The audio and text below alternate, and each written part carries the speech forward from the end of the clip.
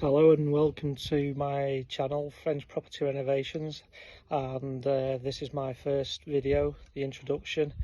I'd like to let everybody know exactly what I'm doing here in France, and sometimes these channels, they just don't have the information that begs the question that people are wanting to know. So I'm from Manchester. I'm a plumber by trade, so I know quite a bit about construction. I've renovated a lot of houses in Manchester and the surrounding area, Stockport, Greater Manchester, and everyone's at it now. You can't find a decent house that's worth your time and effort, and you might make small money, unless you find a diamond, which is possible. But I started to think a little bit further afield, and here in rural France you can buy houses for £10,000-20,000 still. They're still out there. You have a lot of work to do, but if it's sweat equity you're interested in, you can have a better life. So I've been here since February and we're now in July, soon be August, and what have I found? Well, there's no traffic on the roads where I live, hardly. If I go to the nearest town, past 2 cars, it's rush hour. So the gridlock of Manchester, I'm very happy I've left that behind. House-wise, I've ended up buying a farmhouse and a barn to renovate. Cost me less than a 2-up 2-down terraced house would cost in Greater Manchester. I've probably got it for half price on a terrace, so good money. I've got 8 acres of land as well, all connected, and a big field. I've paid cash, yes, savings and money I've earned. I've made a lot of money in the past, lost a lot of money, but what have I come here for? Look at the weather. The weather's just so much better than Manchester. The last week it's been in the 30s every day. No rain. I've had some thunder, but no rain. But an easier way of life. It's cheaper here for the equivalent of council tax. My council tax will be roughly €300 a year compared to somewhere between £1,200 and £1,800 basic for the Greater Manchester area. That's a month's wages for some people. So I don't have to work as hard to sustain a reasonable living. Food's just as expensive here as it is in the UK, but it's cheaper to run a car. There's no road and tax. There's tax on your fuel, but MOT is once every 2 years for a domestic car. Vans are every year because they're classed as commercial. And anything else you want to know? It's all about money, I suppose. So yes, I've paid 50-ish thousand euros, half the price of a terraced house. And what have I got for it? I'll give you a tour soon and show you exactly what I got for it. The house came with electricity, luckily, no water. I've to'd and fro'd with the water company and now I have water. I have 1 tap. Am I off grid? Not really, but in a way I am, because I have no bathroom. I have a bath 20 foot away from me in my garden and it's outside. So no toilet. I go to the local village to use their public toilet, and I have a composting toilet. I have a kitchen, second-hand reclaimed kitchen units, and a sink that runs into a bucket, and the excess water goes on the field, feeds the grass. So I'm still enjoying it, even though I live like that, semi-off grid. Yes, I'm loving it. Weather's beautiful. I do what I want most days. I'm working, but I work when I want to work. Will I get a job? Probably get a job 1 or 2 days a week, here and there. I do want to learn French. I'm using an app to learn French, and I'm getting there slowly. I'm better than some people that have been here for a long time, and I enjoy communicating with the local people. So what else can I tell you apart from taking you on a guided tour? Let me tell you for a minute about sweat equity and what is it. There's a video channel called Bush Radical, guy in America. I'm a big believe in his ethics. You have to work hard. You can come to France with a small amount of money, you can buy a house that needs renovating. You don't need to work for the next 25 years to pay that mortgage off. You can save in a shorter period, buy something here for cash, take your time renovating it, earn the money, make the money to renovate it. Do not be in debt, don't have a mortgage. You're working to pay the bank, So basically, in a nutshell, that's sweat equity. You work hard and your sweat equity is reflected in the value of your property going up. House prices in France do not go up like they do in the UK, but you can have a beautiful, nice home depending on how hard you want to work and what effort you want to put into it. So next up, I'm going to show you around what I've bought and give you something. Welcome back now to a guided tour of the place I bought in rural France, and basically we're looking here at two properties. The one on the right with a slightly different coloured roof I bought off a retired farmer, and the other part I bought along with the barn and the courtyard and the 8 acres. So it was a bit more of a complicated purchase than just a straightforward buying one property. Anyway, in the hamlet here we've got the farmhouse across the road, an English lady living in a house, and a French farmer renovating the barn next door. And there's Trevor, my dog, co-star. So as we walk onto the property, I'll start with the barn first. I've got the entrance door there into basically a little corridor where I've now got all my tools set up and everything, so we can probably have a little look in there and show you what we've got there.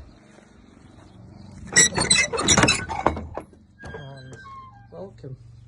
So I've got tools for plumbing, construction, bench saw, vices, and an array of all sorts of different things, and nuts and bolts and you name it, grinding wheels to ladders and everything. So eventually I'm going to put a door through there into the barn, and that will make up another house. So hopefully it's going to be a Jeet for family lights. And let's have a look at the barn itself. So the barn's quite a big structure, all made of stone. It's got the old terracotta tiles on the top, but I'm probably going to replace it with a grey roof, a bit like my French neighbour's doing on his barn. That's his barn he's converting. Why would I do that and not put the tiles on? The tiles are heavy, and put an extra load bearing on the walls, and these walls in the centre of them are probably held together with mud. So by taking the terracotta off, I'll reduce the weight ratio on the walls and also bring it up to modern spec with some insulation. So this is my barn, my bikes, and as you can see it's quite a big space, and it does need the roof fixing, as we can see. What size is it?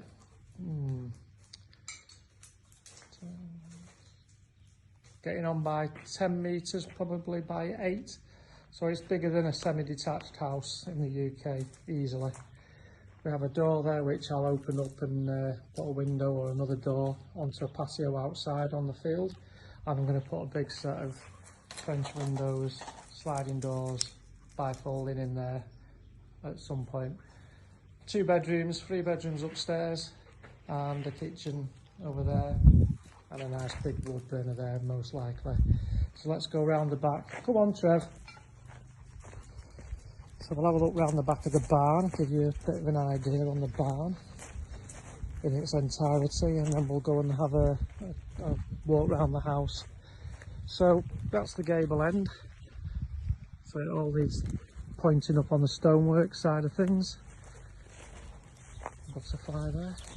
I have a well here, and I've got electric fencing because I've had the farmer's cows in my field keeping the grass down. So I have a well. That's the back of the barn, and up to the hedgerow is mine. and you'll see in the other videos that's my pile of firewood for the winter. A little bit self-sufficient in that, and this is my 8-acre field then, all the way up to the hedgerow at the top there, towards the dead tree, and along that fence line where you can see all the trees is mine, and then back down.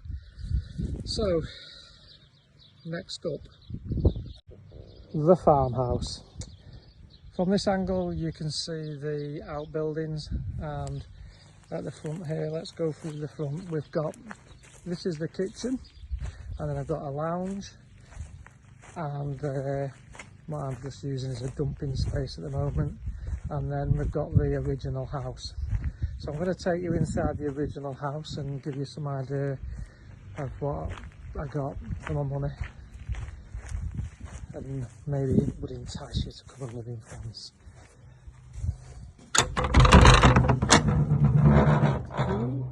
Just let my camera alter for the light. So, more tools, more equipment. Cement mixer, strimmer, chainsaw, acros, ladders, terracotta tiles, a very nice fireplace hiding there, and there was a door there at some point that connected with the other house, so I'm going to knock that through and make this into a lounge here.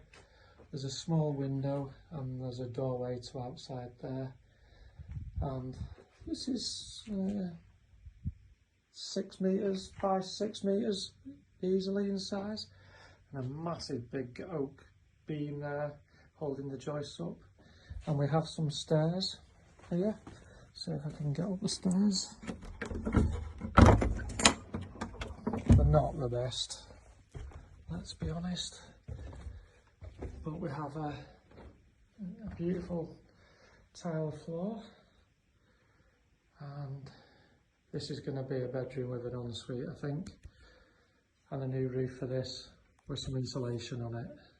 And I'm missing one of the roof main beam at the top, so I'm going to have to put a new beam in there, but it's all doable. And back out we go. So I'll shut this up to stop the cat getting locked in, and we're back outside. So the next video you'll see I've done all this raking out, taking out the old pointing. Some of it was rendered, you can tell a slight difference where it was rendered. I'm just letting it weather at the moment, and later in the summer I'm going to start pointing it up, most probably with lime mortar. See how we get on. And here we have my outbuildings. So here we are with the outbuildings, and what am I using these for at the minute? Nothing basically. There was a bread oven in there if you can see it, and obviously the roof's gone here.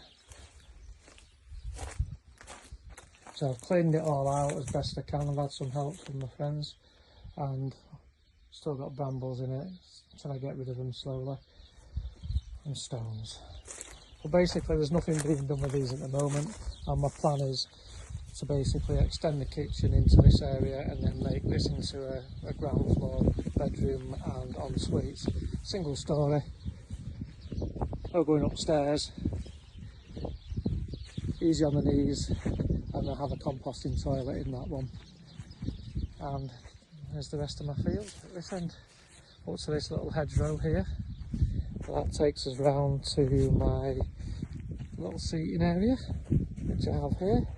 Now this was full of brambles, which I've obviously cleared, and I came up with this idea of putting carpet down to always seem to pop back up these brambles. So this is stopping the daylight getting through to the roots, where I missed the odd one here and there, and basically it's killing it all. Stopping the snakes as well coming onto my section closest to my house, because you can see the snakes if they do come on there. We get grass snakes and adders here.